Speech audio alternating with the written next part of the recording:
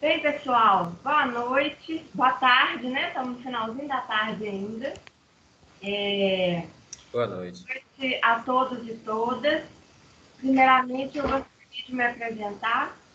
Meu nome é Carolina Albuquerque, sou líder do grupo de pesquisa Sustentário e professora nos cursos de Arquitetura e Urbanismo e Design de Interiores aqui no Centro Universitário Isabela Rende. Então, nós vamos dar início ao terceiro encontro do nosso ciclo de palestras. E a nossa programação, ela tem como objetivo geral promover discussões acerca de temas relacionados ao nosso projeto de pesquisa, que se intitula Abordagem Open Building aplicada a edificações vazias. Os encontros anteriores foram incríveis e estão disponíveis no nosso canal do YouTube, Sustentar e Grupo de Pesquisa. Eu gostaria de agradecer a todos e todas cuja ajuda foi fundamental para a realização desse evento, os coordenadores Bernardo Capucci e Josana Matede, ao CAU, Centro Acadêmico do curso, a equipe de comunicação do Isabela, e finalmente a todos os integrantes do grupo de pesquisa Sustentário, Rodrigo, Maria Fernanda, Jéssica e Israel. Né? Sem a ajuda de vocês, esse evento não seria possível. Além disso, não posso deixar de agradecer a professora Rosa Mônica Lamounier, que deu início aos nossos estudos sobre Open Building à frente do extinto grupo Labflex, do Isabel. Né? Então, hoje será debatido o tema Projetando o Edifício a partir da Arquitetura Aberta. Os palestrantes convidados apresentarão seus trabalhos de conclusão de curso, que abordam a arquitetura flexível em diferentes níveis. A arquiteta e o arquiteto egresso de Isabela, Graziela Grossi e o Alisson Costa, que obtiveram nota máxima e indicação para participação em concurso, e o arquiteto Lucas Dias Franco, formado pela UFMG, cujo projeto foi selecionado pelo ArcDay como um dos melhores trabalhos de conclusão de curso de 2020. Né? Iniciaremos então com a fala da Graziela, em seguida o Alisson e, por fim, o Lucas. Todos terão cerca de 15 minutos de apresentação e, posteriormente, nós abriremos para perguntas e, enfim, para um bate-papo com os palestrantes. Então, Grazi, é com você, fica à vontade aí para iniciar, tá bom? Tudo bem. Primeiro eu vou me apresentar. Boa tarde, meu nome é Graziela. Eu sou arquiteta e urbanista pela Isabela Hendricks. Eu me formei no primeiro semestre desse ano. E eu queria muito agradecer a oportunidade e a presença de todo mundo aqui hoje. Eu vou iniciar a apresentação. Nós que agradecemos, Grazi. Gente, me diz se vocês já estão vendo a minha tela, por favor. Sim, estamos vendo. Bom, o meu tema é habitação social multifamiliar flexível. E ele surge através de uma resposta crítica à forma padrão de se produzir habitação de interesse social no Brasil. Portanto, foi elaborada uma contraproposta que pode resumir-se em forma de um diagrama bem simplificado, no qual a habitação social é uma resposta a esse déficit habitacional em BH que tem sido cada vez maior ao longo dos anos. E essa configuração multifamiliar é para atender demandas de diferentes configurações, saindo um pouco desse caráter pai, mãe, filho e filha, porque isso não atende às variadas formas, às pluralidades de formas familiares, e atender diferentes faixas de renda, porque geralmente é apenas a faixa 1 ou a 1,5. O objetivo é não segregar uma das únicas faixas e fazer com que todas elas convivam juntas. Além disso, essa capacidade flexível do projeto é para gerar novas convivências e relações interpessoais com o entorno, principalmente através do uso misto, e que permite também alterações, principalmente ao longo do tempo, para que o projeto adeque à necessidade do usuário. A principal forma de seleção dos participantes do programa, quando era ainda o Minha Casa Minha Vida, na época que eu fiz a pesquisa, vem da sua condição de renda, que é definida por faixas. Essa condição salarial delimita ainda o valor máximo do imóvel e seu subsídio. E, como resultado, as construtoras produzem o máximo possível com o mínimo exigido para obterem um lucro, gerando edificações alienadas do entorno, da implantação, do conforto e do usuário. Aqui, por exemplo, a gente tem algumas imagens de algumas produções do programa Minha Casa Minha Vida pelo Brasil. São todas formas semelhantes, padronizadas, elas excluem completamente o caráter do morador, principalmente porque tem uma parceria entre o lucro, entre o mercado e o Estado, que visa apenas o lucro. Então, como é completamente racionalizado, eles excluem completamente o caráter individual do morador. Aliás, a habitação é feita para ele, mas ele é o último a ser considerado nesse projeto ou nesse tipo de habitação. Então, quando se fala na flexibilidade do tipo de uso, por exemplo, no uso misto, é feito através da flexibilidade individual que está dentro da habitação, no qual tem um sistema de suportes e recheios que permite uma arquitetura aberta a alterações, e isso é através do Open Building da autoconstrução e do entorno, através de flexibilidade nas formas de convivências, com as diferentes faixas e até o diferente caráter. Mas o que é o Open Building, né? O Open Building é uma resposta flexível para diferentes necessidades dos usuários naquele espaço, podendo ir de um conceito coletivo, como de uma cidade, até individualizando até o caráter da própria edificação. Essa resposta é através de um sistema estrutural chamado suporte, modelado e racionalizado, de forma que permita ao usuário recheá-lo conforme suas necessidades, principalmente ao longo do tempo. Aqui a gente tem uma imagem que explica bastante isso. Quando é uma edificação padronizada, ela é feita de forma que não atende todos os requisitos da família. Às vezes tem um quarto a mais, um quarto a menos, não atende a necessidade. No entanto, quando você faz um projeto ao estilo Open Building, você abre a liberdade, você dá autonomia ao indivíduo para poder gerar naquele espaço aquilo que ele realmente precisa para si. E como é que isso se dá na prática? Assim? Como é que são os agentes de campo? Como é que eles vão coordenar isso?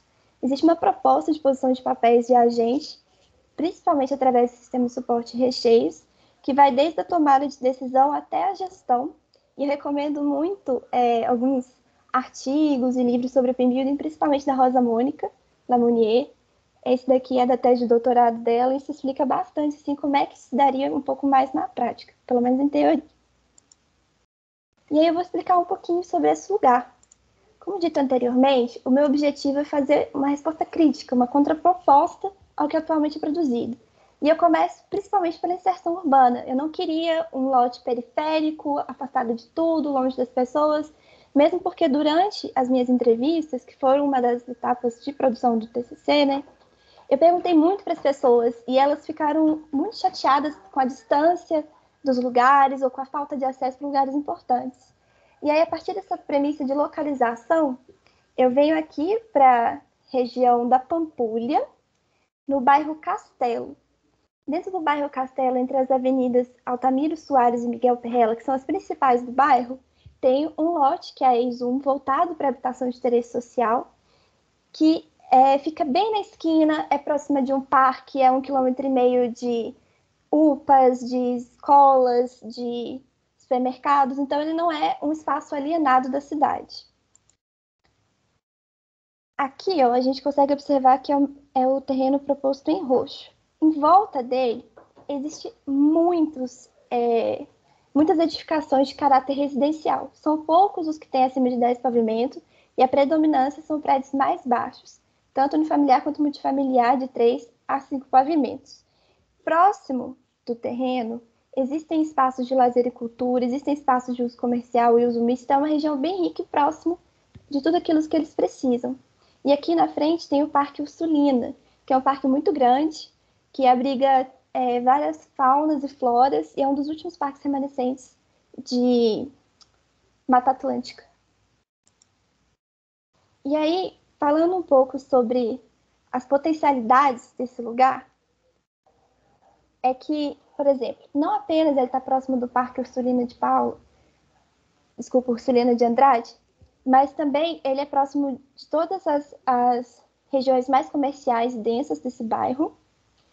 Infelizmente, a maior parte do lote é voltada para o quadrante oeste, no entanto, dá para aproveitar um pouco mais o quadrante sul e o quadrante norte, e também tem muitos pontos de ônibus na região. Além disso, está previsto alargamento de pista nos dois sentidos, das duas avenidas principais que cortam o terreno, e também está previsto a inclusão de uma ciclovia nessa mesma região.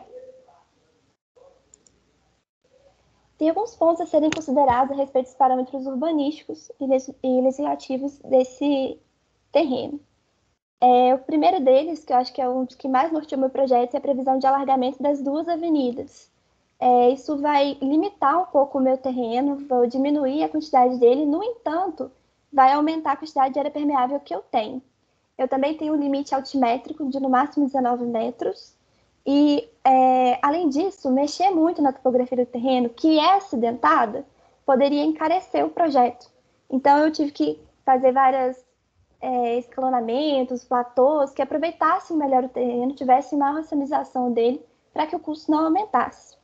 Além disso, por se tratar de um projeto Open Building e ser obrigatório, pelo menos aqui em Belo Horizonte, na Copasa, a medição individualizada de água, então, lá em cima, na laje técnica, na última laje de pavimento, eu precisaria de muitas caixas d'água para atender diferentes configurações familiares. E aí, através de tubulações flexíveis ou de outros tubos de plug and play, poderiam ser adaptados conforme a necessidade e a moradia do usuário. Passando um pouquinho para o conceito, eu comecei através do módulo mínimo Belo Horizontino. Aqui em BH, o mínimo para uma habitação é cerca de 24 metros quadrados. E aí, a partir disso, eu fui fazendo múltiplos de 6, conseguissem atender o meu conceito de Open Building e atender diferentes configurações de residência. E aí, eu fui multiplicando de um módulo mínimo, que eu chamo de 0,25 módulo, que é de 1 metro, 2,43,15, que é o meu pé direito. E aí, desse módulo, eu fui puxando e estendendo lateralmente. Aí aqui em um módulo eu tenho 6 por 4,80, um módulo e meio 6 por 7,20, 2 módulos 6 por 9,60, 2 módulos e meio 6 por 12 metros. Isso é para atender diferentes configurações. E aqui embaixo esse layout que eu desenhei é apenas uma suposição, porque o espaço lá dentro, por causa da planta de suporte, ele é livre. Ele só vai conter alguns pilares e shafts, mas a configuração interna é exclusiva do morador. Ele vai transformar o ambiente dele de acordo com o que ele precisa. E, além disso, aqui na bordinha, ó, tem uma área de extensão, ou seja, é uma área onde se propõe que o morador ou o usuário consiga ir a ganhar esse espaço, ir até a frente ou recuar para ter mais ventilação, mais conforto ou até mesmo maior área de uso. Mas como isso é possível? É possível através do sistema de suporte. Como eu fiz isso? Racionalizando através do meu módulo mínimo, dos meus múltiplos de 60 centímetros, eu fui distribuindo os pilares, distribuindo os shafts, que são levemente deslocados das vigas para poder fazer o desvio. Eu escolhi uma laje que permite furos nela em um sentido, por isso que ela é nervurada unidirecional, para poder descer as tubulações.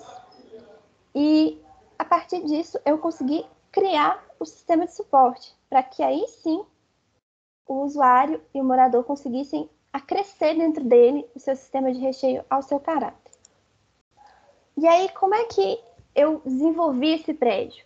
Existe um projeto de Kainborg que fala muito sobre limitar as áreas através de faixas. Então, é onde seria uma faixa de extensão, aonde seria uma faixa de circulação, aonde seria uma faixa de habitação.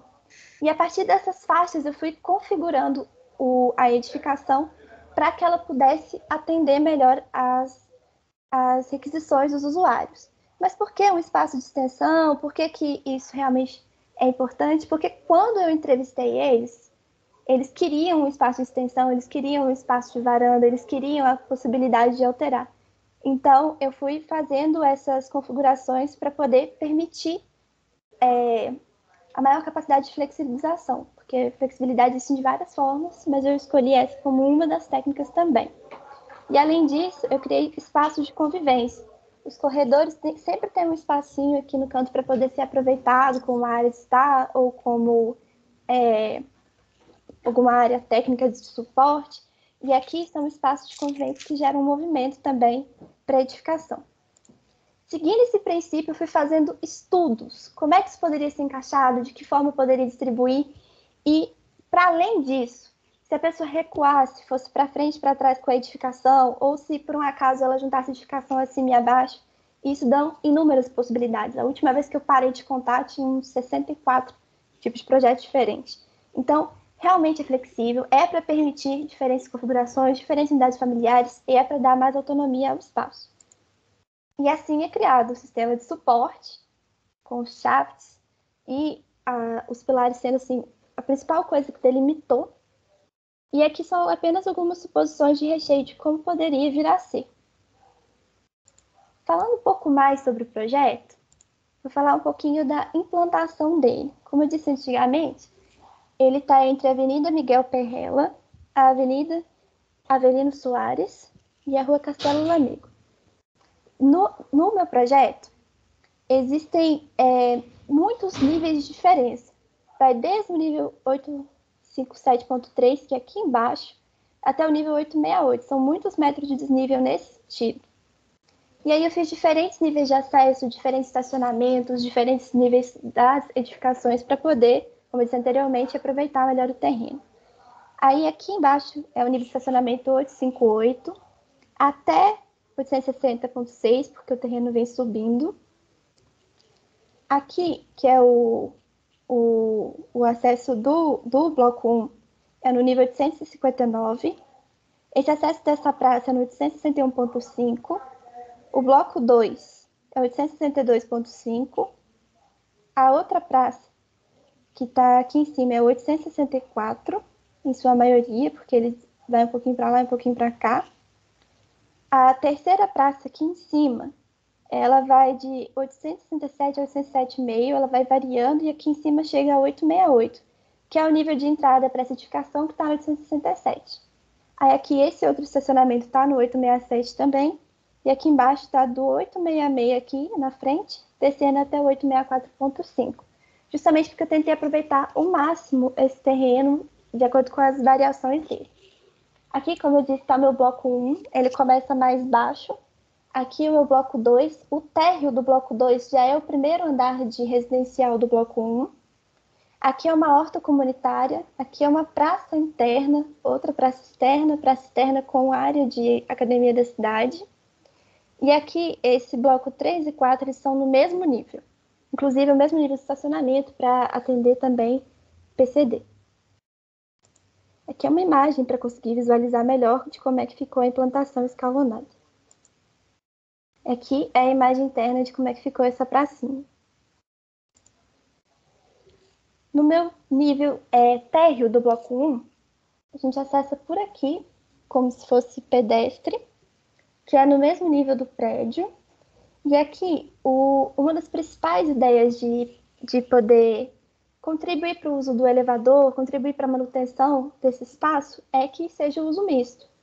Então, eu propus que no térreo fosse o uso não residencial. Pode ser comercial, institucional, de acordo com o que a legislação permite no bairro e nessas vias. E aí, aqui por trás, olha, tem a entrada para acesso de veículos, que é exclusivo dos moradores. E aqui é o acesso também para a região de circulação vertical para as habitações. Aqui não dá muito bem para ver, eu acho, mas tem as portinhas delimitando esse espaço para qualquer um não ter acesso. Esse espaço vai ficar fechado enquanto ainda não for alugado ou coisa do tipo? Não necessariamente. Uma das propostas é que isso fosse um grande pilotis, e enquanto não fosse ocupado, fosse livre para ser aproveitado como um espaço de transeuntes mesmo, de alguém passar por ali e poder aproveitar esse espaço também. Aqui eu tenho uma imagem de como é que seria esse estacionamento, a horta comunitária aqui, e aqui esse espaço onde poderiam ser do uso não residencial.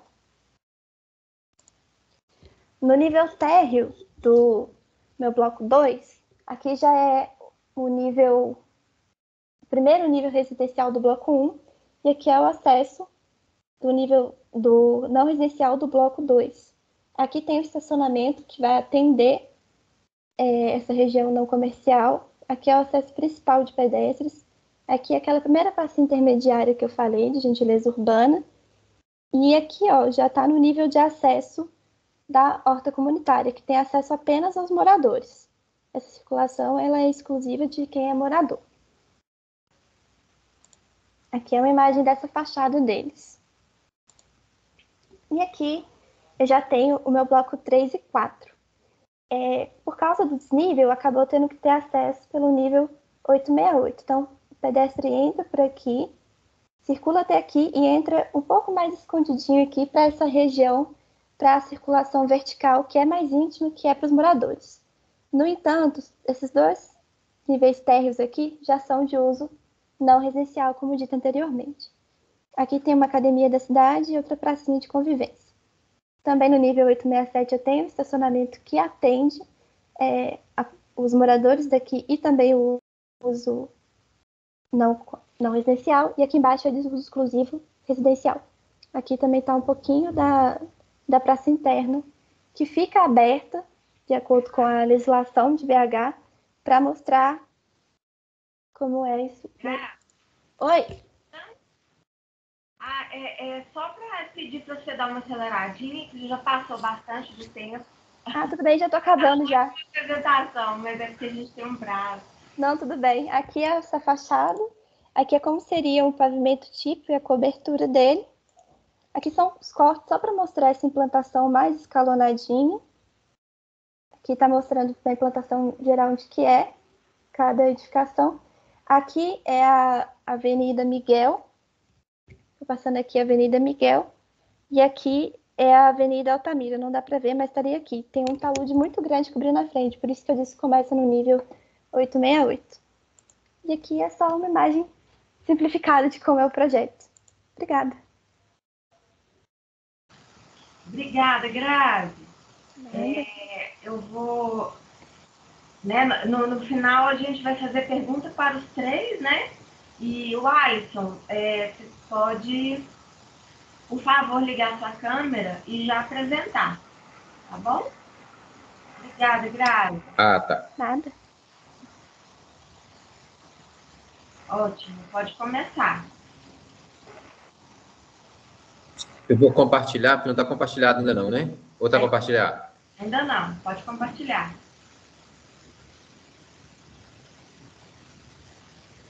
Está aparecendo aí? Sim, ainda não está na tela cheia, mas a gente estava com essa dificuldade. Se eu colocar, ele vai cair. Está caindo. Então, pode apresentar, sim. Tá ótimo. Tá bom? Meu nome é o Alisson, né? Eu sou arquiteto e urbanista, né? Formado no Isabela, no meados do ano passado. Eu vim trazer um estudo, né, comparativo entre o projeto padrão UMEI e EMEI, né, tipologia 3, em sistema de steel frame e uma contraproposta flexível.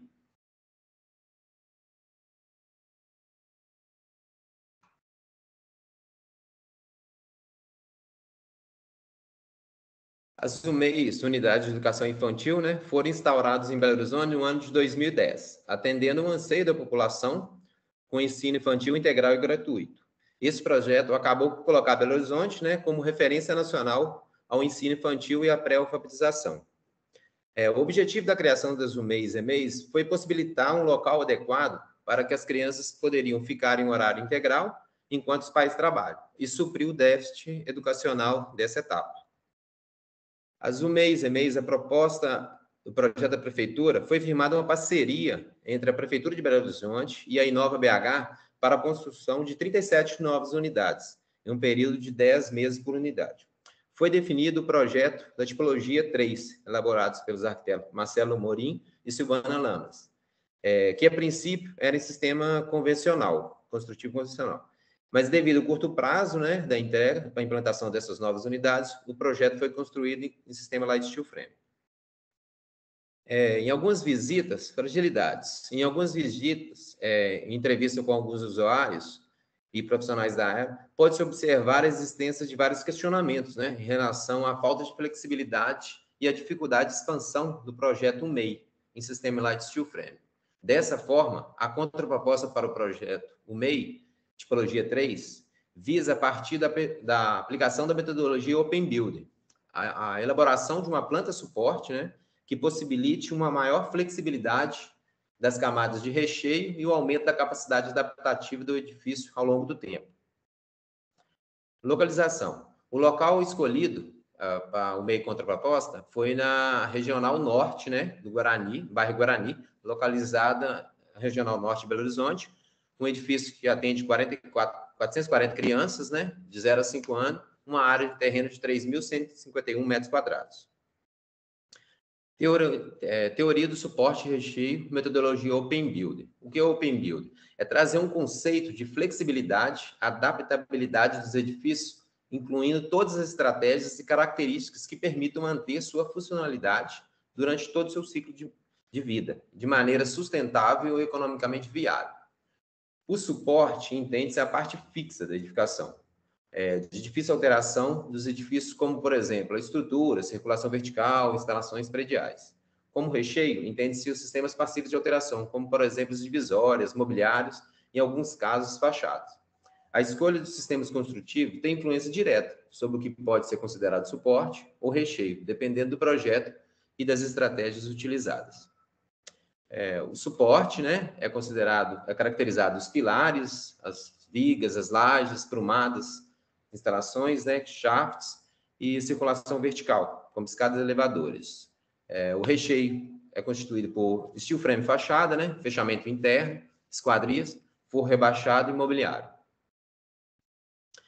O Open Building, as camadas são classificadas como envolvente, né, que é a localização e o tipo de inserção urbana, né, a estrutura, que são as fundações e elementos estruturais, o invólucro exterior, como as fachadas e coberturas, os serviços, né, instalações prediais, configuração espacial, que são os elementos interior, que são as paredes, forros, elevados, etc., e os mobiliários. O recheio. Com a possibilidade, as camadas de recheio, você tem a possibilidade de alterações, né? Como tem as fachadas, fechamento interno, mobiliário fixo. Isso tudo possibilita uma open plan, uma planta livre, né? Que possibilita várias configurações espaciais. As vantagens são as possibilidades divisórias internas, removíveis, né? Layout interior com diversas configurações, camada independente do suporte, né? E a possibilidade de integração entre os ambientes. O sistema construtivo industrializado. Foi proposto, para a nova proposta, um sistema construtivo em aço, né? Com pilares e perfis H e perfil I, aliados a sistemas construtivos industrializados modulares, como drywall, para fechamentos internos, né? Painel e steel frame fachada, sem função estrutural para as camadas de vedação externa. Dentre outros, foi possível a elaboração da contraproposta com maior nível de flexibilidade. O sistema construtivo utilizado foi o perfil I e perfil H, né, com ligações aparafusadas, né, e para facilidade na montagem desses elementos. E com isso elaborando uma contraproposta com um nível maior de flexibilidade. As lajes, foi proposto o uso da laje steel deck, que é uma malha, né, que é uma forma metálica com uma malha de ferro e um preenchimento de concreto. Esse uso de elemento possibilita uma maior integração entre os sistemas construtivos estruturais. E foi possível a integração das dimensões desse vão entre 3 metros, né, com a inserção de vigas secundárias. O fechamento interno e externo foram propostos painéis, né, ocos com placa USB, né, cimentícia, gesso acartonado, isolamento térmico com lã de PET, né, e perfis montantes formados a frio, compostos as camadas dos painéis. Os painéis de fechamento externo, steel frame, possuem resistência de forças horizontais, né, não compõem a parte estrutural da edificação. Já o sistema de fechamento de painéis de vedação interna se difere somente na espessura dos montantes, né, por não receberem cargas de deslocamento do vento. Com o uso de painéis internos, esse sistema possibilitou uma maior flexibilidade dos espaços, podendo sofrer alterações e aberturas, uma diversidade layout sem sofrer grandes perturbações para a estrutura.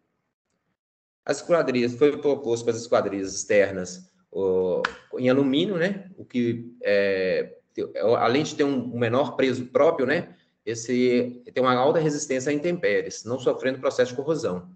As esquadrias internas das salas de aula são compostas de 2 folhas, né? Deslizantes, com maior integração entre os ambientes. Aqui temos a UMEI Steel Frame, né? Que é um sistema também industrializado, né, com placas de gesso acartonado, montantes. É caracterizado no sistema da UMEI Steel Frame, o suporte é caracterizado como a estrutura são os elementos estruturais, né? O invólucro exterior são as fachadas, as coberturas, serviços que são instalações prediais, configuração espacial, os elementos do interior, as paredes, né? E o recheio é caracterizado como os mobiliários, as esquadrias e os forros rebaixados. Aqui temos a planta suporte, né, da UMEI Steel Frame, onde todas as paredes internas e externas, as camadas de vedação interna e externa são consideradas suporte, né? E você tem a circulação vertical e os chafes. Que é a planta do segundo pavimento, né? E UMEI Steel Frame. Aqui temos a planta arquitetônica. A planta arquitetônica, você tem uma integração, né? Que você não tem uma integração entre as salas de aula, foi um dos questionamentos, né, das visitas em loco, e um pátio, um recreio coberto, né, com uma área pequena, que era uma necessidade de atender essas famílias em reuniões, em eventos com a comunidade, né, eles necessitavam de uma área maior para a elaboração desses eventos. Aqui temos a planta arquitetônica do segundo pavimento, que também as salas não se integram, né, o meio contraproposta. O sistema industrializado de estrutura metálica com vigas e pilares, né? Com steel frame fachada, né? O gesso acartonado, fechamento interno do sistema drywall, laje steel deck, esquadrias de alumínio e brisas de painéis deslizantes. Aqui temos o 3D da UMEI contraproposta, né? O novo projeto proposto para o MEI foi elaborado uma planta, né? Suporte definido pela estrutura metálica com vãos entre 9 e 6 metros, em laje steel deck, circulação vertical e elevador.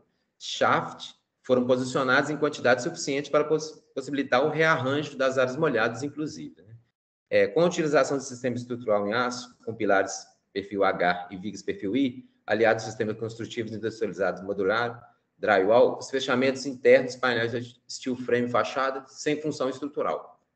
Para a camada de vedação externa, dentre outros, foi possível a elaboração da contraproposta com maior nível de flexibilidade. Para justificar, né, e comprovar a eficiência, foi realizado um estudo comparativo utilizando uma ferramenta da tabela com 32 indicadores específicos, né, o Flex 4.0. Dessa forma, foi possível, né, avaliar a eficiência de ambos os projetos, né? O Light Steel Frame e a contraproposta apresentada. Foi possível constatar que o projeto em Light Steel Frame, o projeto contraproposta, atingiu a classe 4, muito flexível, enquanto o projeto atual, Light Steel Frame, apresentou o resultado classe 3, flexibilidade limitada. Para a obtenção desse resultado, foram dadas notas, com os dois aspectos posteriormente multiplicados por pesos definidos, a importância de cada indicador, resultando dessa análise comparativa as duas propostas que podem ser observadas na tabela abaixo. Aqui temos a tabela, né, dos indicadores de flexibilidade, do Flex 4, onde o UMEI Steel Frame obteve nota 3, né, flexibilidade limitada, e a contraproposta, que obteve nota 4, muito flexível.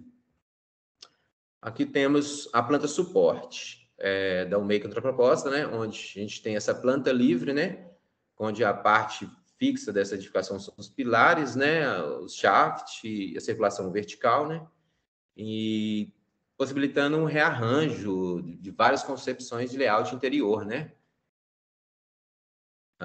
Temos a planta suporte do segundo pavimento, né.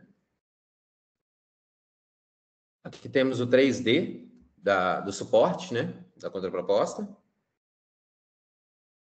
Aqui temos a planta do primeiro pavimento, né, e do pavimento térreo, da UMEI contraproposta. Aqui a intenção desse projeto da UMEI contraproposta foi proporcionar esse pátio coberto, né, que se integrasse tanto à biblioteca quanto ao refeitório, né, transmitindo isso uma área de comunhão entre as crianças, comunidade, podendo expandir mais essa interação entre os ambientes. A sala multiuso, né? E uma sala de atividades que se integra ao berçário e as duas salas no pavimento térreo que se integram essa sala multiuso, transformando uma concepção de integração entre os ambientes. No segundo pavimento também nós teremos uma área multiuso, né? Que é uma integração das salas de aulas entre si, né? E integração dessa área multiuso com as salas de aula, que conseguindo, assim, uma maior integração, um maior espaço útil dentro da edificação, né? Porque na UMEI tudo, o ensinamento é tudo muito lúdico, né? Tudo muito aberto, né? Então, isso é muito importante, esse uso do espaço. Aqui temos os elementos, né, da UMEI contraproposta. Aqui temos as fachadas. Temos os cortes, né? Os 3Ds da UMEI contraproposta. Através dessa necessidade de expansão da UMEI, né? E esse rearranjo das áreas internas, foi proposto ainda uma expansão, né?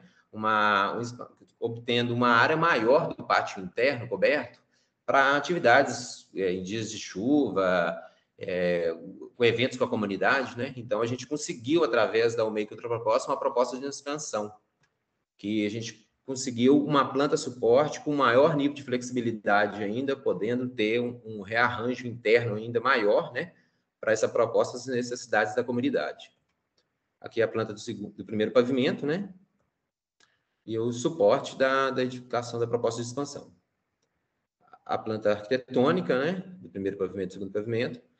Aqui, como entre a contraproposta e a proposta de expansão, temos um maior pátio interno, né? Para esses dias chuvosos, uma integração com o refeitório, né? Com a biblioteca, a integração entre as salas multiuso e as salas de aula, salas de atividades com berçário.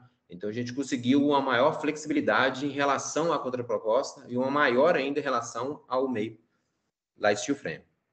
Aqui a planta do segundo pavimento, que completa também uma área multiuso interna, né? Integrando assim, as salas de aula entre si e a área multiuso com as salas de aula, conseguindo também essa área de comum uso no segundo pavimento também. Aqui temos os cortes, né? As elevações, desculpa. As fachadas. Aqui os 3Ds da nova proposta. Temos um exemplo de um corte, né, que da edificação, para exemplificar como ficaram esses elementos, né, do sistema industrializado, né. Aqui um corte longitudinal. Aqui temos uma imagem, né, do pavimento térreo, né, da edificação da UMEI, contraproposta, do primeiro pavimento. Aqui temos uma comparação entre os ambientes internos, né? O Light Steel Frame, que é uma sala de aula da atual UMEI Steel Frame, e a nova proposta, que é uma sala de aula. Aqui temos a circulação do primeiro pavimento, né? Com um pátio, essa área multiuso no primeiro andar, né? Aqui temos essa área multiuso no primeiro pavimento, que é onde que as crianças fazem atividades fora de sala de aula, né? Aqui temos uma dos questionamentos também foram a instalação desses toldos, né? Que não traz uma concepção legal para a edificação. Então, a gente foi proposto um painel deslizante, uma brise, né? Para essas janelas e aproveitamento também desse recuo da esquadria. No atual da UMEI Light Steel Frame, não tem acesso desse recuo das esquadrias. Então, a gente possibilitou essa pequena varanda onde as crianças conseguem chegar até a beirada, e isso também possibilitou uma maior abertura, né, de ventilação e iluminação. E para conter as insolações, a gente tem esses painéis deslizantes, que são essas brises, né, que é um dos questionamentos também. Aqui temos o pátio interno, né, ou coberto, né, no térreo. Temos a comparação do pátio interno da UMEI Steel Frame, né? E a UMEI contraproposta, né? Que, por si, é a entrada da edificação. Aqui temos a circulação do pátio térreo. Aqui temos o refeitório da UMEI contraproposta. E aqui temos uma comparação em relação à UMEI Steel Frame e a UMEI contraproposta, o refeitório. Aqui temos a biblioteca, né? Do térreo, da UMEI contraproposta. Aqui uma sala de aula, pavimento térreo, da UMEI contraproposta, que ela possui essas grandes aberturas aqui, que é a área da sala multiuso, podendo se integrar entre si, transformando-se em uma sala de aula maior, com atividades entre duas salas ou com mais crianças, né? Que as salas de atividades, que elas compõem são umas salas entre as salas de aula e entre o berçário, né, onde as crianças repousam e onde as crianças fazem suas atividades durante o dia, de acordo com as necessidades, né?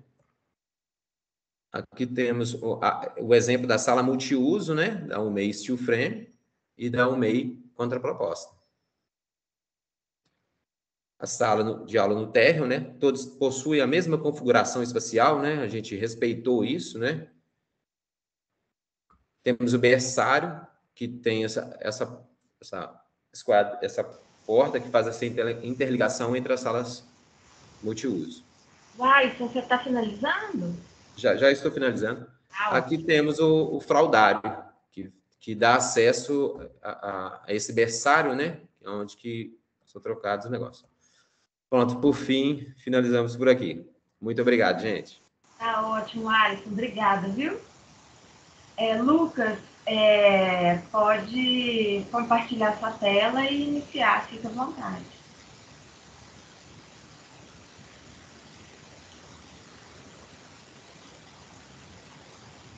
Vocês estão enxergando minha tela? Sim, tá ótimo, Lucas. É um prazer estar aqui nessa palestra com vocês. Eu vou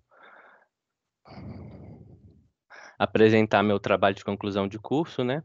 O título dele foi Adaptação, Limites e Possibilidades do Open Building no Brasil. Meu orientador foi a Denise, lá na UFMG, e o objetivo desse trabalho foi investigar como que a abordagem do Open Building podia auxiliar na produção habitacional brasileira, né? Para isso, eu defini eixos de análise sobre o qual eu analisei o universo do Open Build, da habitação, da produção habitacional tradicional, e fui investigando como que cada um desses se estruturavam, com focos em aspectos projetuais, construtivos e tecnológicos.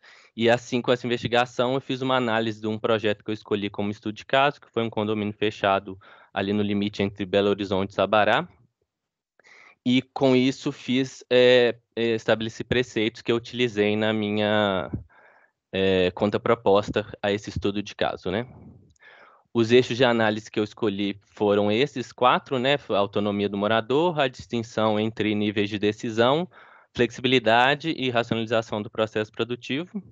Então, eu desenvolvi esse diagrama ligando os conceitos que eu fui elencando ao longo do meu trabalho teórico, né? Então, esse diagrama me ajudou a visualizar a relação entre os conceitos e organizar esses conceitos, né? Então, no meu trabalho teórico, fui destrinchando o que eu estava entendendo por cada um deles e o que eu estava considerando e as relações que eles estabeleciam com os eixos de análise entre si, né? Então, com isso, eu consegui definir isso que eu chamei de estratégias auxiliares de projeto, né?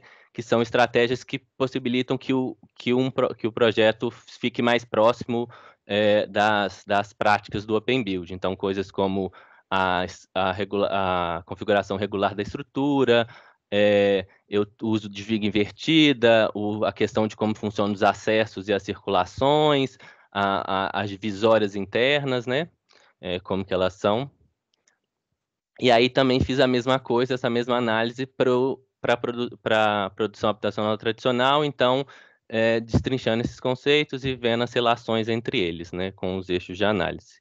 E com isso também cheguei nisso que eu chamei de estratégias geradoras de rigidez, que são já o contrário, são estratégias que dificultam que o morador altere a edificação, que tenha flexibilidade, e que são coisas do tipo da configuração irregular da estrutura, o uso dos serviços embutidos em elementos imutáveis, né? E a posição da circulação, esses aspectos. Esse aqui foi o projeto que eu escolhi como estudo de caso. Ele é um condomínio fechado na divisa entre Belo Horizonte e Sabará, né?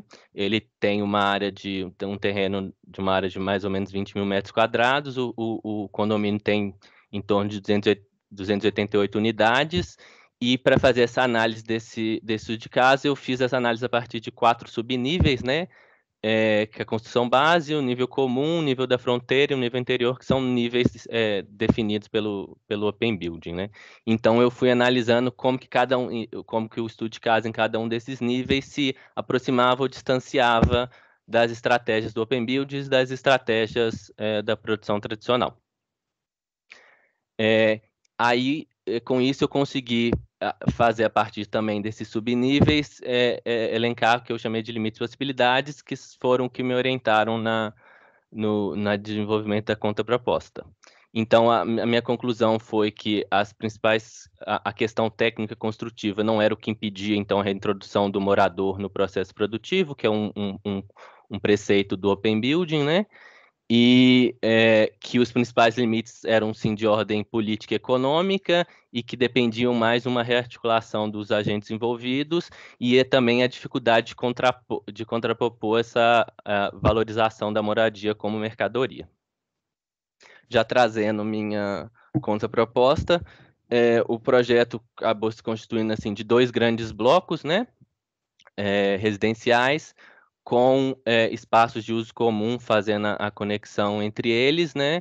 E uma praça de uso público que veio por questões que surgiram na leitura do local. Só mostrando um pouquinho, tá nesse bairro, no bairro Nova Vista, que fica aqui na zona leste de Belo Horizonte, entre Sabará e Belo Horizonte, né? No limite, como eu falei. Trazendo um pouco aqui da inserção urbana, é uma área predominantemente residencial, ela está no limite aqui da área urbana, né, com essa área de preservação ambiental denominada Mata do Inferno, e questões importantes desse lote é que ele está num topo de morro, então ele tem uma vista bem privilegiada da Serra da Piedade, como também para o outro lado de Belo Horizonte, né? E também tinha uma questão importante que antes da construção do estudo de caso, a via a via e o lote eram usados como mirante e espaço de caminhada pelos moradores da região. A via ainda continua sendo usado depois da construção, mas hoje em dia não mais com a vista para a Serra da Piedade que existia anteriormente. Aqui eu trouxe uma comparação dos parâmetros urbanísticos, tanto do estudo de caso quanto da contraproposta em relação ao que a legislação exigia, né? Então, as principais diferenças entre o estudo de caso e a contraproposta se deram em questão de quantidade de espaços de uso comum, de áreas privativas e principalmente na área dedicada à circulação, porque para atender, permitir que os módulos que eu defini tivessem flexibilidade de organização espacial e possibilidades de acessos diferentes, a área dedicada à circulação, que na contraproposta era uma circulação mínima, fechada no núcleo, né, só de acessar a porta, fosse uma circulação que permitisse acessos diferentes. E outra questão também que foi relevante foi a questão da altimetria máximo. Como é um topo de morro, é uma região que tem vista privilegiada, vista de vários lugares da cidade e não tem uma cota altimétrica máxima para o terreno, por estar, na verdade, no município de Sabará. Então, um preceito dessa contraproposta foi atingir uma cota altimétrica menor para poder diminuir um pouco do impacto desse edifício na paisagem urbana. E a questão das unidades, a quantidade e o tamanho delas da minha contraproposta são flexíveis, né? Podem ser alterados, sendo limitados, na verdade, por uma questão da legislação que define um número mínimo de vaga por unidade, né? Que seria 304.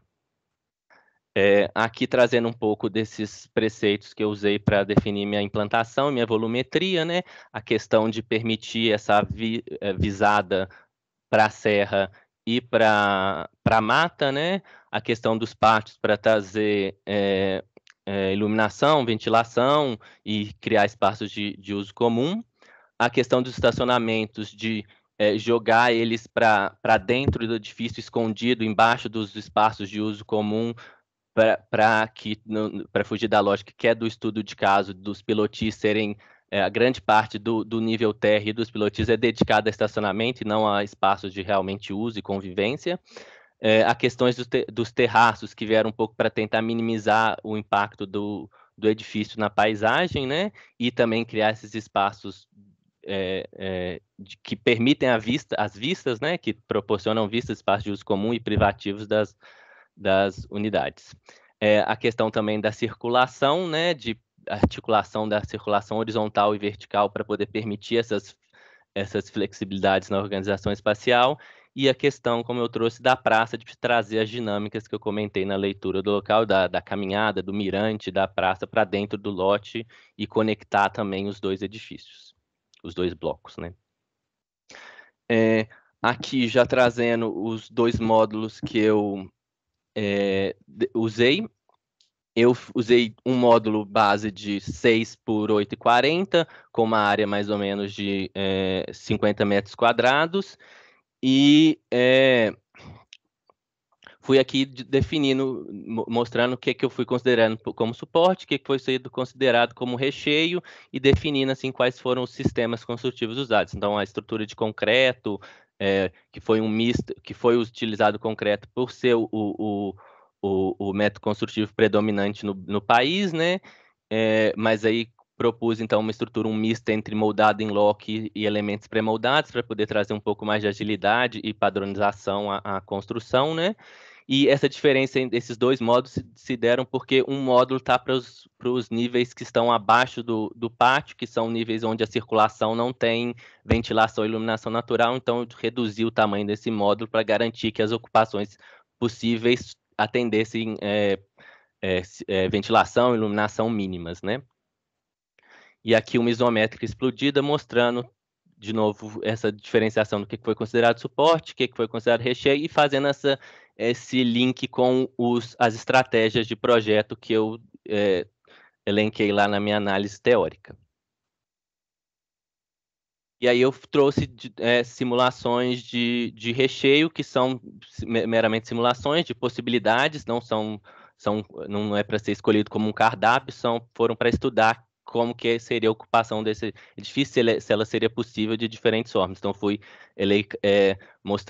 estudando possibilidades com um módulo e meio, dois módulos e um terraço, 2 módulos e meio, e fui fazendo a mesma coisa para os dois tipos de módulo. Então, fui trazendo... Aí, o módulo 2 também deixei espaço, lugares onde seria possível a implantação de um duplex, e fui fazendo essas análises de possibilidades de como seria possível ocupar esse edifício, né? Aqui já trazendo a implantação, então, né, como eu falei, os dois blocos residenciais com esses pátios internos, a área da praça aqui, que faz essa conexão com a rua, esses espaços de uso comum que ligam os dois blocos, e aqui a mata, a área de preservação ambiental, com a vista para frente aqui da Serra da Piedade. Aqui trazendo uma imagem de como que seria essa praça, né? Então, como eu falei, a Serra da Piedade tem essa vista lá na frente você tem essa vista da Serra da Piedade, então uma imagem aqui para exemplificar um pouco isso. E aqui uma imagem também desses espaços de uso comum, que conectam os dois blocos. Eu vou mostrar apenas algumas plantas do bloco A, porque a lógica assim, de como foi organizada a implantação e a organização dos espaços é semelhante do bloco B. Então, aqui mostrando um pouco dos acessos de pedestres, os acessos dedicados aos estacionamentos, que acontecem em 2 níveis aqui. Como eu comentei, o estacionamento para dentro do edifício, escondido, para ele não ocupar os espaços de acesso, os espaços de convivência principais. Então, sendo rodeado aqui pelos módulos habitacionais e as circulações verticais que levam lá para cima e conectam com o restante do edifício. Aqui já mostrando um desses níveis dos pátios, né? Então, esses níveis dos pátios, as unidades que estão viradas para eles se abrem para eles também, então eles apropriam, as unidades fazem essa apropriação de um pedaço do pátio, então fazendo esse espaço de transição entre o que é coletivo, o que é privado, e também nesse nível eu dediquei alguns espaços que poderiam ser ocupados para usos de usos comuns, como espaço de convivência, academia, playground para crianças, esses tipos de uso. Aqui uma imagem mostrando um pouco de como que seria um desses pátios. E aqui já um nível, quando começa aquele escalonamento que vai criando os terraços, então mostrando aqui que vai criando tanto terraços de uso privativo, que são das unidades, quanto terraços de uso comum. E aqui uma imagem mostrando esses terraços e essa circulação, né? E aqui, por fim, essa planta mostrando a cobertura, as questões de áreas de serviços, né, das caixas d'água e por questões do comprimento do edifício, teve que ser pensado em caixas d'água em locais diferentes para atender questões de pressão e também essa área dedicada a placas solares na cobertura, né? Aqui trazendo um corte que mostra um pouco dessa relação com o terreno, né? O suporte, as circulações verticais, né? Que conectam o edifício, as áreas dedicadas a reservatórios e os shafts também aqui são mostrados nesse corte. E aqui um corte passando pelo estacionamento, então mostrando a circulação, de novo caixa d'água, área de serviços e o suporte, esses espaços do edifício. Aqui eu trouxe só algumas imagens do bloco B, que mostrar uma ocupação semelhante, né, com esses pátios internos, as circulações que acessam as unidades, e aqui uma vista também de uma das circulações do bloco B. Então, por fim, eu fiz essa análise como que o meu projeto estava se aproximando e distanciando das estratégias tanto do Open Build quanto as estratégias da produção habitacional tradicional. Os principais distanciamentos do Open Build tiveram 3 motivos principais, que foram, eu ter optado por desenvolver um projeto que tivesse uma área privativa residencial semelhante ao meu estudo de caso, então que acabou que o meu CA ficasse próximo do máximo, então impossibilitando legalmente, né, questões referentes à expansão. O uso da estrutura de concreto armado, né, que acabou limitando também alterações na estrutura, alterações posteriores, né, e também por ela exigir vigas e pilares com dimensões maiores para vencer os vãos propostos, né? E o último motivo que distanciou meu projeto do Open Build foi questões legais, como normas do Corpo de Bombeiro, que exigiam rotas de fuga, o jeito como a circulação tinha que ser fechada, e que acabou impedindo possibilidades, por exemplo, da circulação estar externa ao edifício para poder liberar o pavimento para ocupar de uma forma mais flexível e mais flexível e mais pudesse ter alterações mais maiores. E é isso. Ok, Lucas, muito obrigada. Se quiser, pode descompartilhar a tela. Nós vamos abrir para perguntas. E eu queria fazer, né, alguns comentários rápidos, porque a gente já está aí quase às 19 horas. Né? Bem, a Grazi e o Alisson, né, eu acompanhei de perto. No caso da Grazi, ela fez parte do grupo LabFlex, né, também, que foi coordenado pela Rosa Mônica, né, que todos nós participamos, assim, alguns, né, do grupo Sustentário, né, são remanescentes do LabFlex. E eu acompanhei a Grazi muito também no processo, como professora de ateliê de estruturas do TFT, né? Participei da banca dela, né? Então foi muito bacana relembrar seu projeto, Grazi. E o Alisson, eu fui orientadora mesmo dele, né? Yes. E assim, é bacana, porque depois que a gente vê, depois do tempo, a gente relembra, né? Falando, nossa, mas que bacana, né? Os projetos dos dois e tal. E o Lucas, gostei demais, Lucas, do seu trabalho. Eu já tinha dado uma olhada lá no Arcdale, né? E achei muito bacana a forma como você foi fazendo uns diagramas e como você sistematizou sistematizou, né, as estratégias, né? Achei muito bacana e muito didático também, né?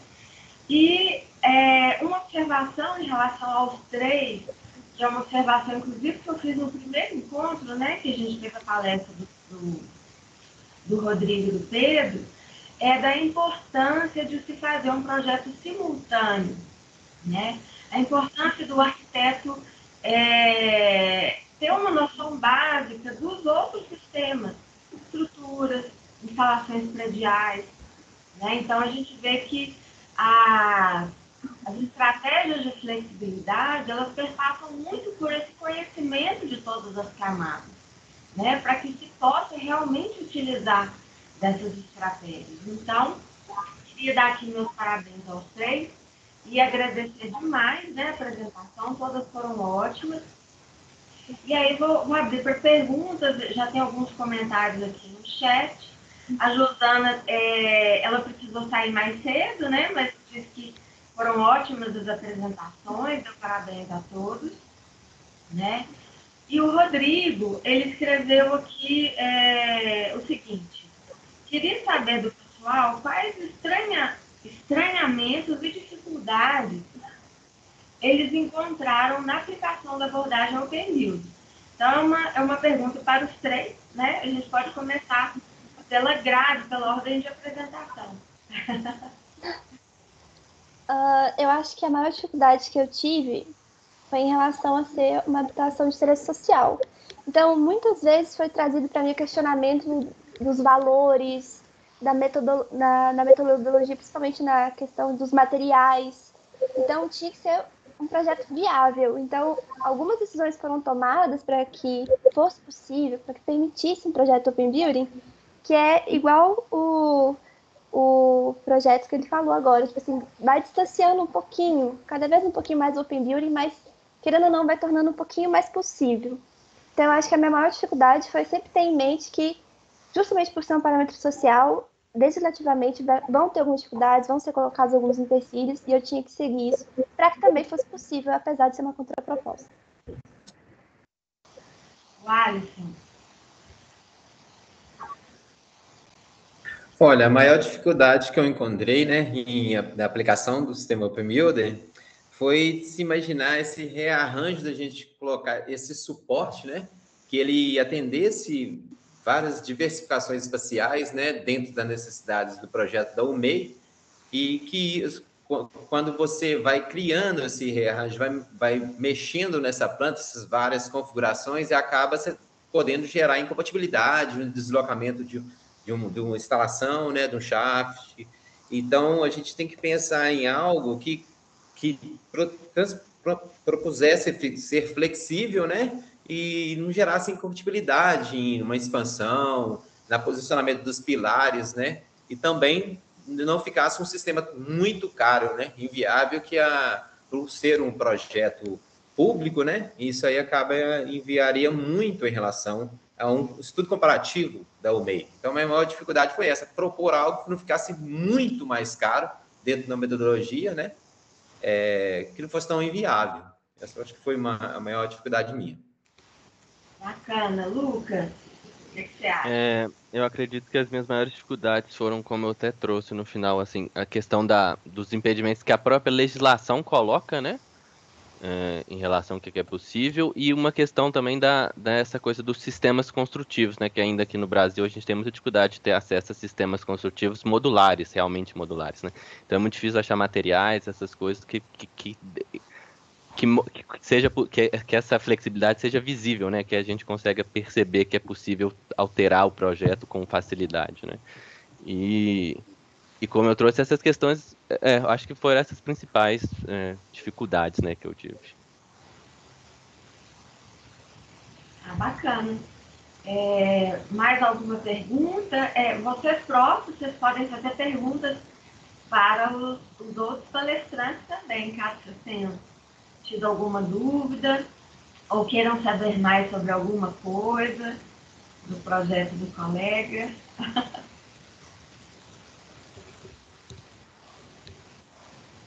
Eu acho que no momento eu fiquei muito impressionada com essa capacidade de diagramação, Lucas. ficou muito bonito, ficou muito bem explicado o seu projeto. E o Alisson, eu tô até com curiosidade de saber que nota o meu projeto teria baseado no que você apresentou. Eu acho que seria interessante até fazer uma mistura, fazer um estudo de caso para descobrir realmente o quão flexível é essa habitação. Eu acho que seria legal até fazer esse parâmetro. O Flex 4 é uma ferramenta de avaliação, né? De um grupo de pesquisa que o Alisson utilizou, né, para dar essas notas, né? Então, tem várias questões, como o pé direito, né, para pensar a possibilidade de colocar um piso elevado, um forro, enfim, várias questões, né, Alisson? Grazi, você deve ter acesso a esse artigo, são 4 artigos, né? Mas o final é o Flex 4, que a gente usou um pouco lá no grupo do LabFlex. Mas depois, se você quiser, eu te passo. Né? É importante. E, enfim, você quer comentar, Alisson?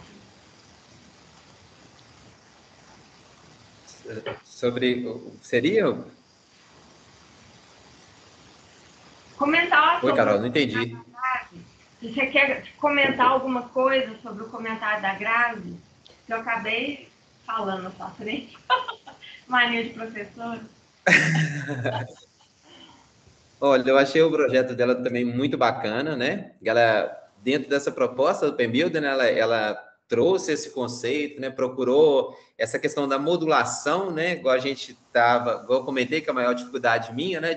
Dessa configuração espacial, da gente ter essa alteração que atende a diversidade de layouts, né? De situações. Uma coisa que chamou muita atenção nela, do projeto da proposta dela, que é essa questão mesmo, né?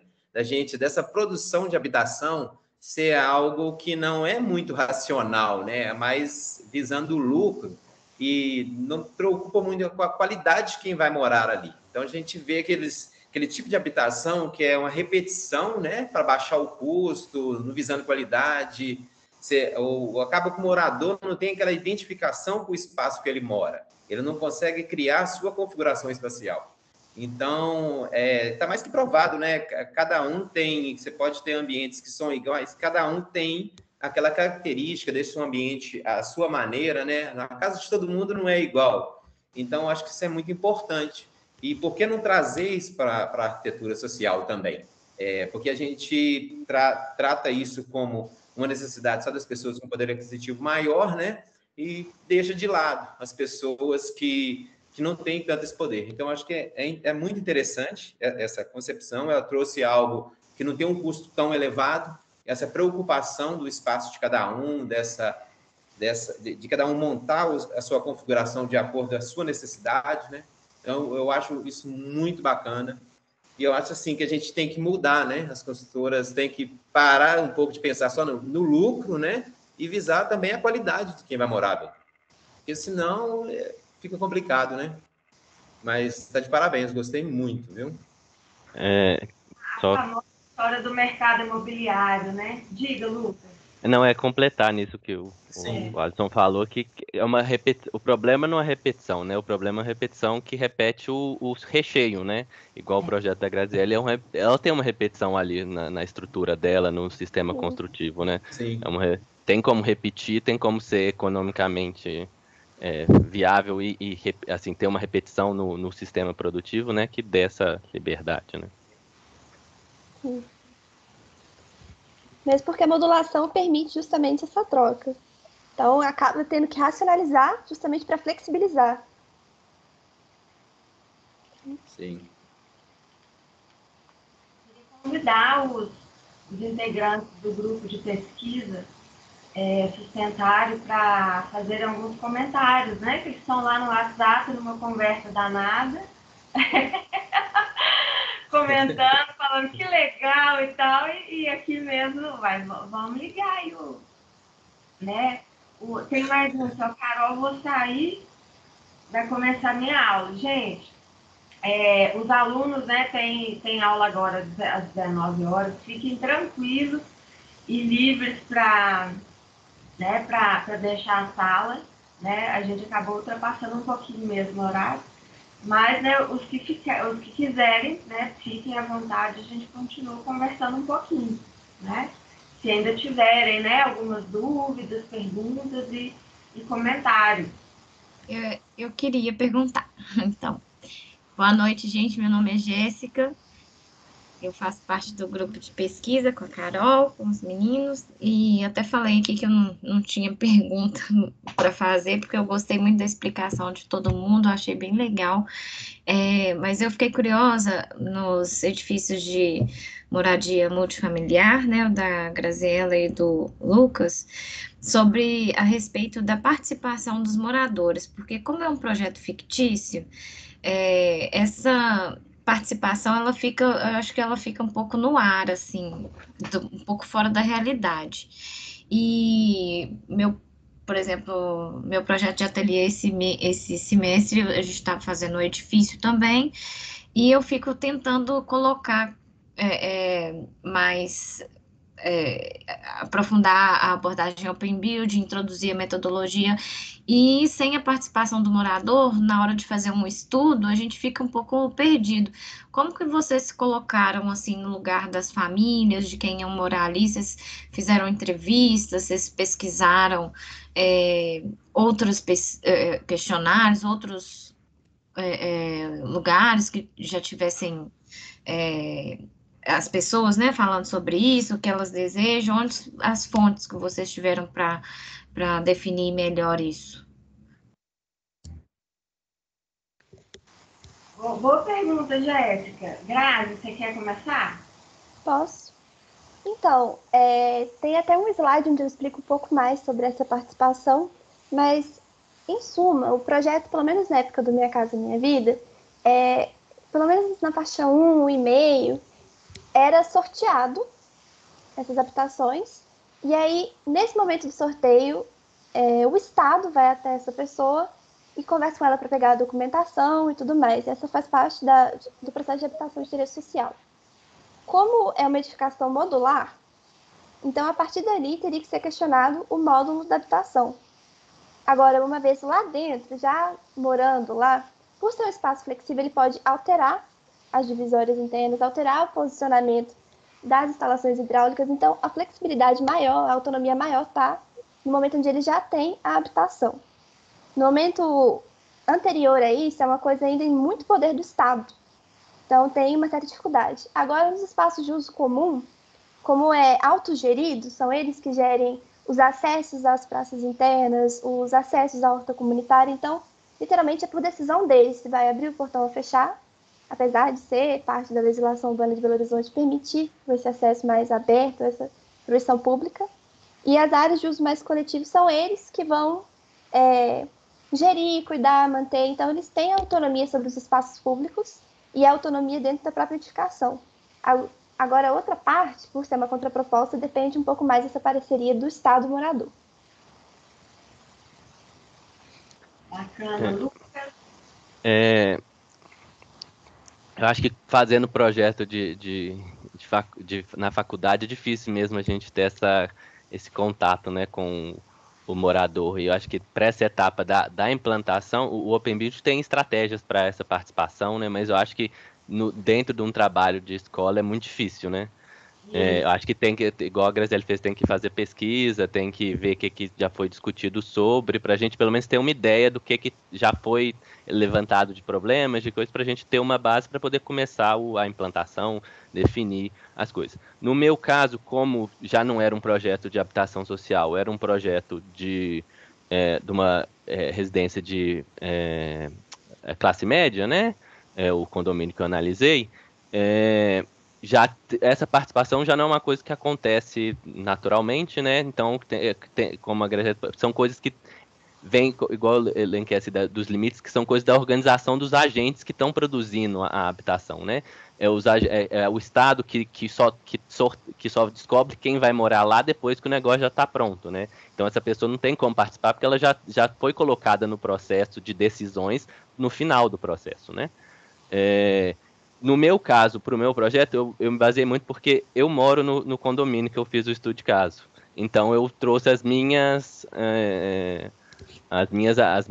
análises, as coisas que eu fui identificando ao longo da minha vivência. Então, foi o que eu trouxe para poder tentar pegar um pouco isso do que seria o morador, o que seria essa coisa, né? E eu escolhi esse projeto exatamente por eu, como se eu sou morador, eu tinha acesso a todos os projetos, tinha acesso a todas as coisas que a construtora disponibilizou quando comprou o apartamento, né? Então, facilitou um pouco esse estudo de caso também. Ah, bacana. Tem aqui um comentário do Rodrigo, muito bom.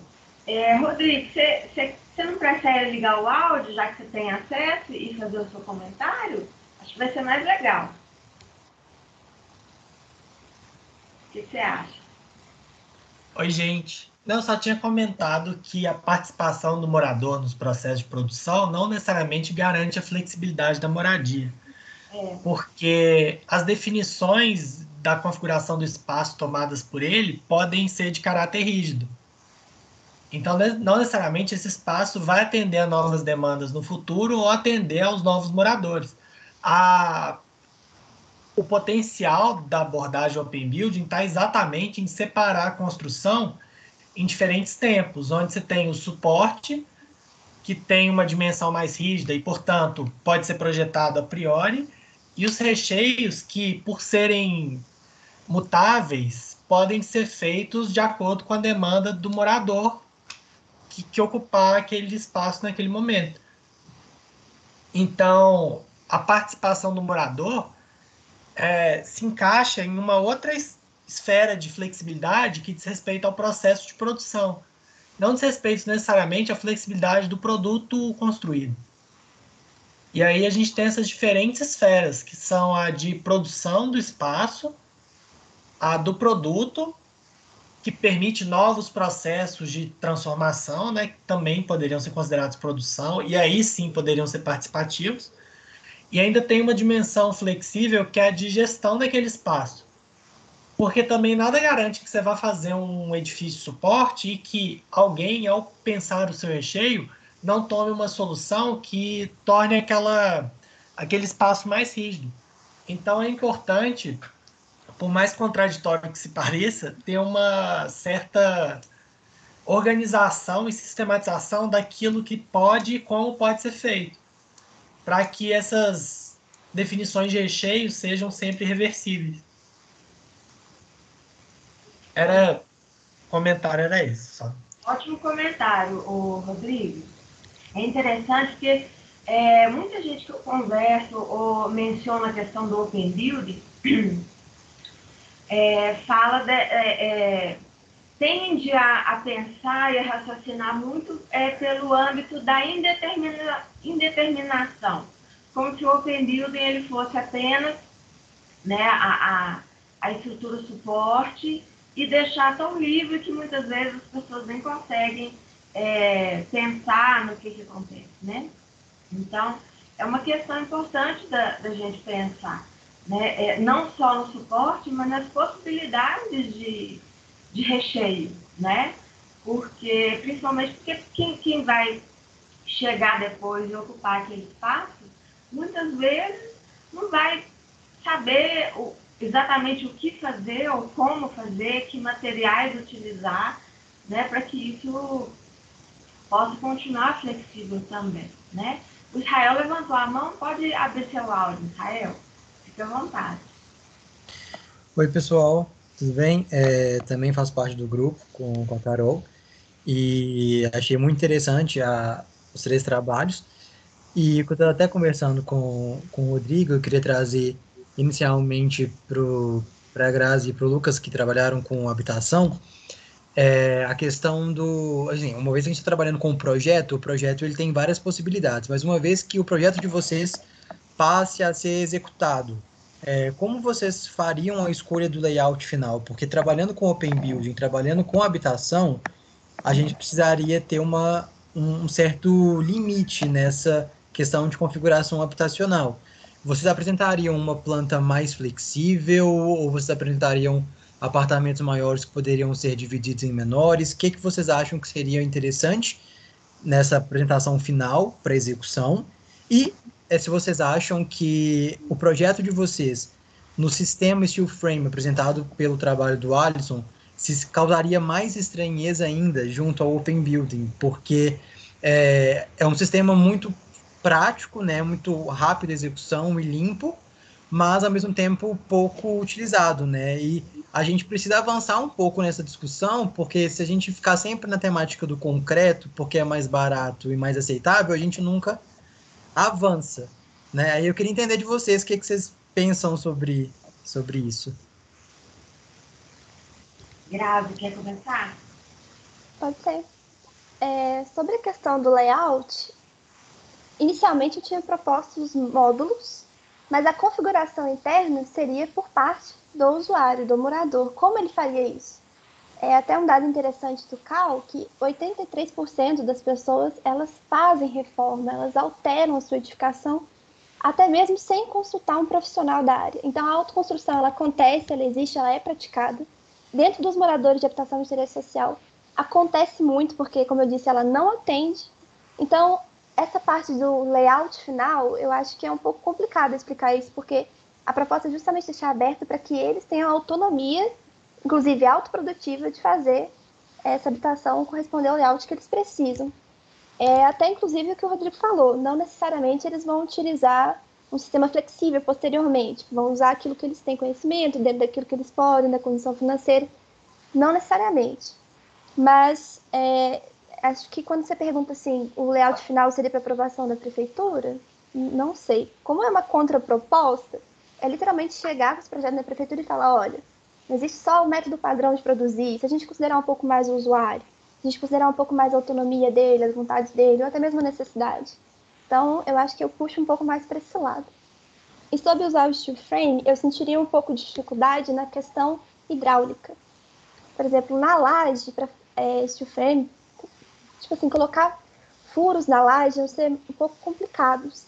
E a compatibilização entre sistemas produtivos, sistemas estruturais metálicos e em concreto, nem sempre acontece. São feitos em medidas diferentes, principalmente em razão do preço e da mão de obra, então tem que ser considerado o peso disso. Todo mundo que vai mexer com esse material sabe mexer? Vão realmente conseguir fazer isso rápido? Isso vai ser barato? Porque, querendo ou não, vai ser o mercado ali, ele vai querer, como eu disse antes, produzir o máximo pelo mínimo. Então, eu estou tentando mitigar para poder chegar o melhor possível para o usuário. E na questão hidráulica, isso me barra um pouco, porque nem sempre você pode aproximar de pilares ou passar a tubulação térmica, gastaria mais com alguns materiais de vedação, então eu acho que eu sentiria um pouco de dificuldade na habitação de interesse social produzir assim. Não é impossível, com certeza é possível, mas pensando um pouco mais na questão financeira de fazer com que esse projeto vá para frente e aconteça, eu acho que seria um impedimento para o mercado mesmo. Tem razão, isso tem que ser discutido, tem que ser passado mais para frente. Novas técnicas construtivas têm que aparecer. Uma das perguntas é, por que você não usou o piso elevado? O metro quadrado do piso elevado é surreal, então compensa eu aumentar um pouco o pé direito, pensar em um forro com o pé direito mínimo e passar a tubulação por baixo. Eu fiz um cálculo do raio hidráulico para saber o máximo que a tubulação podia passar, 1% de inclinação, para eu ter certeza de que aquele pé direito atenderia. E aquele pé direito tinha que ser modulado, seguindo a legislação da escada. Então, você vai tendo um pensamento que, às vezes, se você usasse o sistema construtivo, poderia encarecer, ser mais difícil. Como você tem que pensar nele como um todo, inclusive na questão financeira e na questão de possibilidades, será que isso pode ser real? Eu acho que, para mim, seria muito travado. Mas é uma questão, literalmente, de mercado e Estado, né? Sou barrada nesse aspecto. É bacana, né, Grazi? Porque a gente vê a apresentação e não imagina tudo que passou pelo processo, né? E todas essas questões. É impossível apresentar tudo em 15 minutos. Agora, Israel, não sei se eu entendi muito bem sua pergunta, porque no caso do steel frame, o trabalho do Alisson foi exatamente falar que o steel frame não é flexível. E ele propôs uma outra estrutura com vãos maiores, né? Exatamente para permitir essa flexibilidade interna. Eu não sei se eu entendi muito bem sua pergunta, mas o Lucas, no caso, que também, né, apesar de não ser habitação de interesse social, fez habitação, mas se quiser responder também. Eu acho que a Graziella também tocou em alguns pontos, que a dificuldade acaba chegando muito no ponto de como que quem constrói, o Estado, como que se organiza, né, para poder fazer essa lógica da produção. Se for tipo para aprovar na prefeitura, realmente o Open Build não tem como. Não tem como, porque não entra dentro da lógica de produção que é convencional, né? Que é o que a legislação que, então, como eu trouxe assim, a legislação é o que realmente impede muitas das soluções que a gente propõe, né? E legislação dá para mudar, né? Legislação a gente muda o tempo inteiro, né? Então acho que no meu caso, eu imagino que essa ocupação seria, como é um caso, não é uma ação social, então quando que o usuário entraria nesse caso aqui? Na hora que está vendendo as unidades. Está vendendo as unidades, o usuário entra, vai sentar talvez com um arquiteto da construtora, alguém assim, e vai começar a pensar, vou comprar 2 módulos, e começa a pensar, eu vou ocupar meu módulo assim, assim, assado, com o módulo, com ele desenhado o que ele quer, ele vai lá e aprova aquele módulo na prefeitura dele, né? O módulo que ele desenhou. O módulo do vizinho ainda não foi ocupado, não precisa aprovar ainda, por exemplo. Porque a gente tem que aprovar tudo junto, né? Também, né? Muita coisa na legislação que a gente tem que repensar mesmo, né? Enfim, os novos arquitetos, né? Tem que né, seria interessante que pensassem nisso como novos proponentes, né? Para essas questões, questionamento. Diga, Alisson. Agora, eu acho que a dúvida, não sei se eu entendi o que o convidado lá, né, a questionamento dele por que da Grazi não ter usado o sistema steel frame, eu acho que ele quis dizer, eu acho que na questão da setorização interna, né, não com steel frame, no caso que eu usei na minha proposta, como um elemento estrutural. Eu acho que ele quis essa flexibilidade na possível de você fazer alterações, né, de você fazer grandes aberturas, dessa mudança, né, que o steel frame realmente na teoria Open Build ele não se enquadra, né, porque ele sofre cargas estruturais. Então ele não permite essa flexibilidade, mas no caso da minha proposta, que ele não tem esse caráter estrutural, no caso é fechamento externo, né, caso de vento, intempéries, né? E no caso do fechamento do drywall na parte interna, então você tem uma maior flexibilidade. Enquanto a Grazi falou em relação às instalações, né? Esses tipos de elementos eles possibilitam uma maior flexibilidade de você passar essas instalações. Você pode passar com muita facilidade em termos de manutenção, é muito mais simplificada, né? É uma reforma muito mais limpa, é uma reforma muito mais rápida, ao contrário que esse mito que tem no Brasil, né, que a alvenaria convencional se torna mais barato, já está, assim, a gente tem que olhar por esse lado, porque o tempo que você usa para fazer uma reforma, com tanto a setorização interna no drywall ou a vedação sem caráter estrutural de steel frame, possibilita essa rapidez, essa agilidade, que isso também conta, né? É um tempo, é dinheiro, aquela reforma que às vezes muito morador faz morando junto na residência, né? Então, e também um sistema como o steel frame, mesmo não se caracterizando na metodologia Open Build, é um sistema que o Brasil, eu acho que deveria olhar sim, porque também é um sistema mais utilizado no mundo, né? Hoje, na América do Norte, a gente utiliza muito ele. Então, eu acho que a dúvida dele era em relação talvez a utilização no layout interior, lá na setorização, não sei se foi isso que ele quis eu tô achando perguntar. Que o Israel deve ter confundido steel frame com drywall. Será que não foi, não, Israel? Não, foi mais ou menos foi mais ou menos o que o Alisson explicou. Era na questão da modulação mesmo, numa escala menor, mais reduzida internamente, em questão de setorização do espaço, de utilizar ele. Porque tem tanto o drywall, né, que normalmente é utilizado não de forma estrutural, e o steel frame a gente pode utilizar em estrutural também, tanto nas fachadas, enfim, mas era uma forma de aplicar isso em uma escala menor dentro do edifício, visando como eu posso dizer, a industrialização, a rapidez da obra, né? Mas eu não soube me explicar muito bem o que eu queria dizer, mas acho que o Alisson conseguiu entender, eu consegui entender também o ponto que os meninos trouxeram, porque eu tenho interesse, né, de trabalhar com isso no TFG e entender o caminho que eles passaram para chegar até o projeto mesmo apresentado no final. Acho que é muito válido entender aquilo que foi estudado, aquilo que não deu certo, aquilo que deu certo, para pensar também nas propostas futuras. Obrigado, gente, foi esclarecedor. Forma, eu acho que utilizar o drywall no fechamento interno é a melhor opção. É mais flexível, né? Caso você realmente tenha interesse em trabalhar com open building. Foi o que o Alisson fez. Ele tirou o steel frame, né? E colocou uma estrutura também industrializada, né? Que permitia uma série de questões.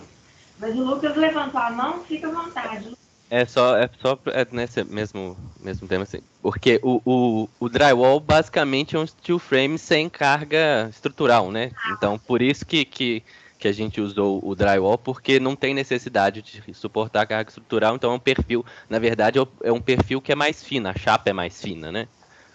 Basicamente, a diferença, né, entre o steel frame. Vai ter uns contraventamentos no steel frame, né, mas a diferença, a grande diferença é o perfil, né, que vai ser mais resistente, né. Grazi. Só um adendo, que uma das minhas propostas é, inclusive, a autoconstrução. E um dos questionamentos que eu fiz para a população que mora em habitação social é se eles estão acostumados com diferentes tipos de produção de habitação. E como a maioria deles sabia se envolver melhor com a alvenaria, com o concreto, eu tinha que racionalizar, inclusive, nesse aspecto também. Então, sim, a habitação de interesse social, o open building com divisão com drywall é sim uma boa ideia, mas como parte da minha proposta vai para a autoconstrução, eu tive que perguntar para eles também, e aí, se você fosse reformar, fazer do seu jeito, qual sistema você usaria? E por incrível que pareça, apesar de, sim, tem muita gente que sabe utilizar diferentes sistemas e se sentem mais confortáveis e vão construindo de pouquinho em pouquinho com o sistema de alvenaria. E como eu sempre estou colocando no topo o usuário, tentando deixar ele mais confortável para fazer a sua habitação, como a autonomia está lá em cima, então eu também quis trazer nessa questão. Aí eu acho que fica o adendo aí nessa questão. E sobre uma coisa que o Alisson falou sobre as instalações hidráulicas, realmente tem, sim, dá para adaptar, só que eu trabalhei com hidráulica por um tempo e em projetos de estrutura metálica, em projetos de estrutura em concreto, eu vi muitos erros diferentes, mas na de concreto era mais fácil resolver, sabe? Porque a pessoa sabia como mexer, era um conhecimento mais prático de todo mundo, tem muita gambiarra ali no meio, então você tem que pensar na hora da prática da mão na massa também. Será que eles vão realmente saber mexer? Mudar as coisas de posição? Passar por baixo? Então, eu posso ter enrijecido um pouco o projeto, trazendo esse lado do concreto, mas, em contrapartida, eu sinto que eu flexibilizei a possibilidade de autonomia do usuário. Então, é um pouco do jogo, inclusive, do que o Lucas falou. Vai ter horas que você vai atingir o open building lá em cima, mas vai ter horas que você vai voltar. Mas até que ponto isso não é open building, se você está dando autonomia? Então, fica a pergunta, né? Exatamente, Grazi, ótima resposta. Beleza, pessoal. Mais alguma pergunta, algum comentário, ou a gente pode encerrar?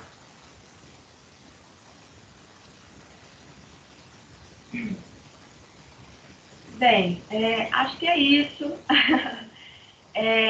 Espero que com esses encontros, né, que a gente tem feito, a gente esteja plantando sementinhas aí, né, nos alunos, nos estudantes e nos profissionais, que eu vi que tem alguns ex-alunos também já formados, né?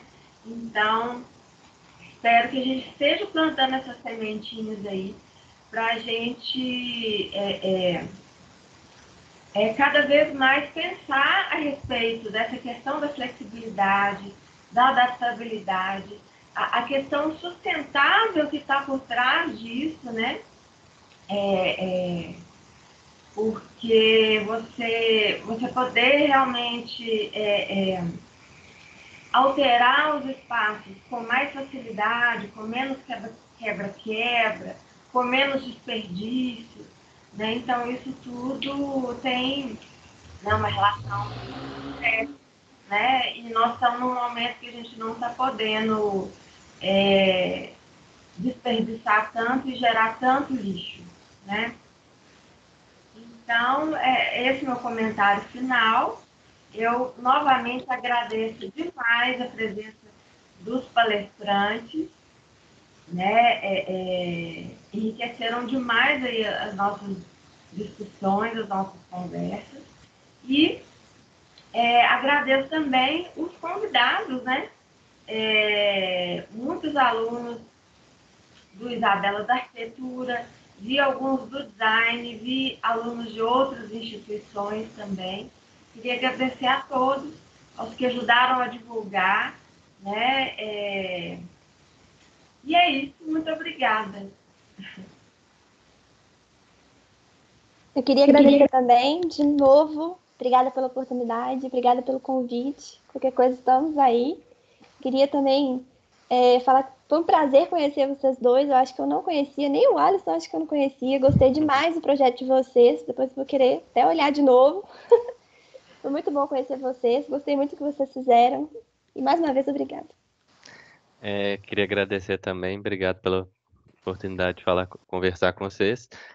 Quem que tiver interesse, meu projeto está no site do Praxis, é só jogar Praxis ao UFMG que você consegue achar meu trabalho de conclusão de curso. Então, tá, Júlio. Eu queria agradecer também a todos vocês, gostei muito do projeto, né, dos seus, e foi um prazer estar trabalhando nessa participação desse grupo com vocês hoje aqui, e estar novamente, assim, encontrando a Carol, né, nessa participação, que foi minha orientadora, né, que a gente discutiu esse trabalho que a gente teve, isso como se não é só um trabalho meu, né, foi esse divido, esse mérito para a Carol, né? Que ela trouxe esse conceito Open Build, que quando eu comecei a tentar realizar meu TFG, orientar como é que eu ia fazer um rumo, eu estava meio sem saber como que eu ia propor isso, né? Porque o projeto, eu ia propor um projeto já existente, né? Muitos falavam que seria uma crítica, ou que eu estaria criticando ou não, né? Um projeto premiado, né? E a intenção é, Carol, se a gente pensar assim, se a gente trazer a metodologia Open Build para esse projeto, abrir uma flexibilidade. E aí eu achei isso super interessante e foi aonde que me deu um norte, né, para mim conseguir apresentar o que eu queria e fiquei satisfeito com o resultado. Então eu fiquei muito feliz e gostaria de agradecer novamente a Carol por ela ter trabalhado junto comigo nisso e ter apresentado o Open Building para mim, que até o momento era desconhecido. O Alisson, o projeto dele mudou demais, né, o Alisson, o rumo. E essa questão da crítica, né, de intervir um projeto existente, que já era considerado muito bom, né, a gente tomou muito cuidado com o fato assim, de não descaracterizar o projeto. Né? Então, você vê que ele tem a mesma carinha, né? Então, o que foi alterado ali foi um suporte mesmo para possibilitar essas alterações, tanto internas quanto expansão, etc. Então, é isso aí. Obrigada a todos. Acho que vou encerrar, então. Agradeço novamente a todos e todas. Um abraço e até o próximo encontro. Tchau, tchau. Obrigado. Até mais. Tchau. Boa noite, gente. Tchau. Boa noite. Boa noite. Eu vou indo então, gente.